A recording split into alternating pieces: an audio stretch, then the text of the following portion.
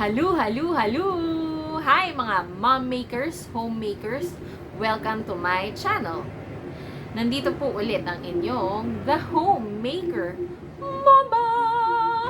At ngayon, dahil birthday ng aking pinakamamahal na unika iha na si Yan Yan. Hi! Hi! Hi! Ayan. Gusto niya may request siya sa akin na. Anong request mo sa akin sa birthday mo, yung Peppa Pig? Peppa Pig Piñata. Piñata. Gusto niya ng piñata.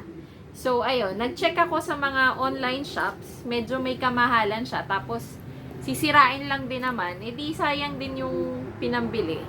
Kaya, naisip ko, gawa na lang tayo. Diba? Mas makakatipid na. Mas okay pa dahil mas happy ang bagets dahil siya yung makakapili kung ano yung gusto niyang design. Bali, yung piñata ay palit siya sa basagang palayok. Kaya lang, hindi na safe ang basagang palayok dahil baka matalsikan tayo sa mata or what.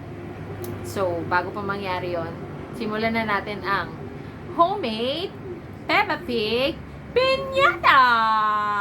Tara na!